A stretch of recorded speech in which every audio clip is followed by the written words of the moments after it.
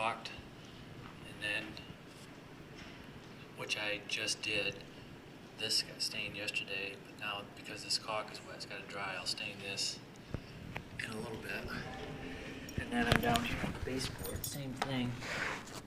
Trying to get this a new coat of stain on there because the old stuff has got paint on it that doesn't come off very easily, and the wood grain is almost non-existent. So in an effort to create some consistency as we move forward with repairs and just having a theme for how we want the church to look, you can see what that looks like.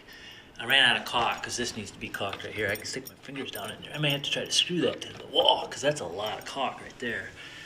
But the reason we want caulk and we want these things tight is so that when the paint goes on and we're done, we see clean paint lines. This over here, this got stained yesterday. It's a solid color oil-based stain. And this got caulked. Now the caulk is still wet. You can see that, where the stain is. It takes a while for the stain to dry. But when it does dry, then I'll coat that with possibly a semi-gloss oil-based stain, or oil-based polyurethane. Maybe a satin, I don't know yet. But then same thing, I did this jam encasing, well, the jam and the casing. And I know it's kind of hard to see, but I'll be doing that base. See, there's paint on that baseboard, and I'll be doing all that base. That got caulked, that's ready to be stained. It may be that this jam encasing gets done because there's just a lot of putty, these nail holes. That'll hide this difference in stain. See, there's some paint on the baseboard down there. It's probably the old oil-based paint. It won't come off.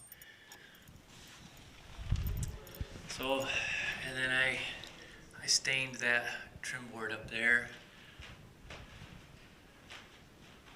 Actually, it looks like I forgot to do a piece. Forgot to do that side. But I'll get it. And this is modeled after stuff I did for the 100-year jubilee that I did out in the body of the church and up by the sacristy and around the altar area and over by the elevator. And then in conjunction with that, Jim Carey had found a nice stained polyurethane mix all in one, and he worked on the windows and I helped him finish those up, and that turned out really nice on the stained glass windows. That's a slightly different product. That's more of a semi-transparent, but it added a nice feature. I'm just trying to move forward and fill these caulk joints and make it so that the paint lines are sharp. They're clean and sharp. They're not all muddled. The texture in the plaster, it's more of a clean look and a consistent shiny look. Even if it ends up looking like a dark colored paint versus a stain, so be it.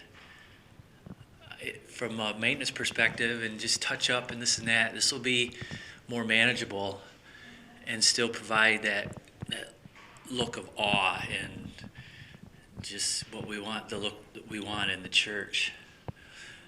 The alternative would be to pop the trim off, pull all the nails out, either run it through a planer or strip it down with paint stripper, which is very time consuming, dirty, and not practical for what we have here. So thanks for watching.